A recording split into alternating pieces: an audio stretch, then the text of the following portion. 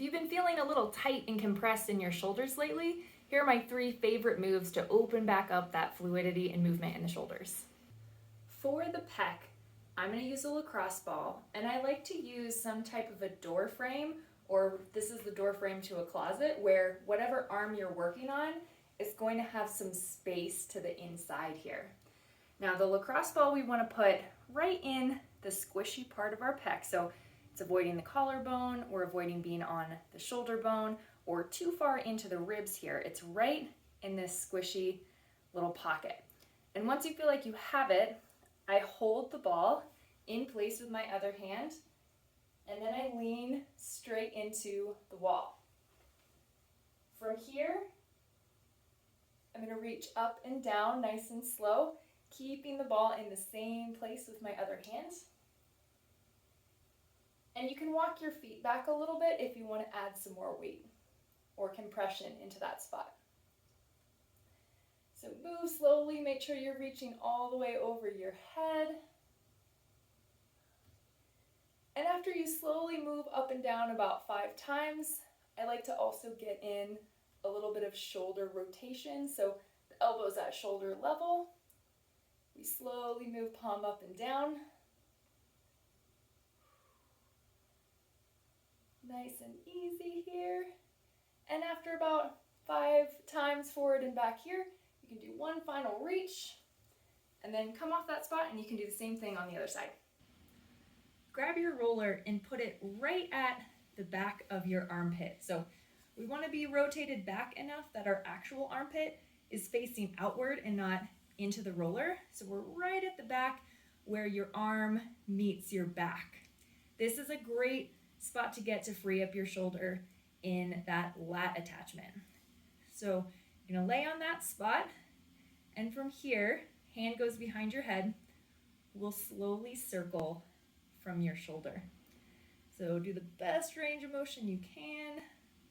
Make sure you're breathing. Remember to move slowly to get fascia on board with the changes that you're looking to make. Good, come back the other direction.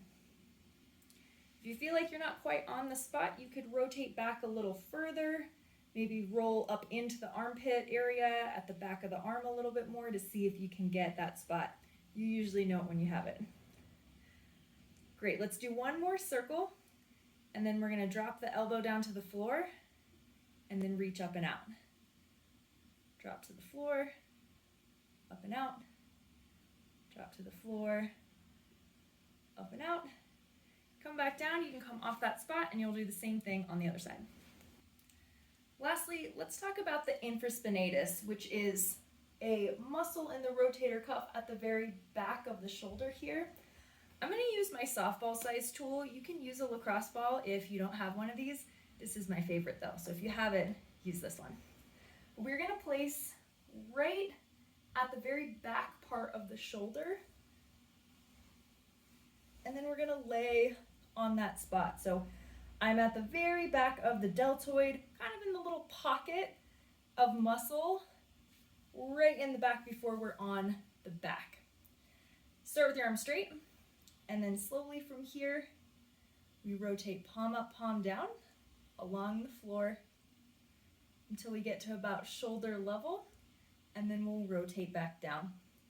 Make sure you move slowly, take your time, breathe. Rotate back out to the side here.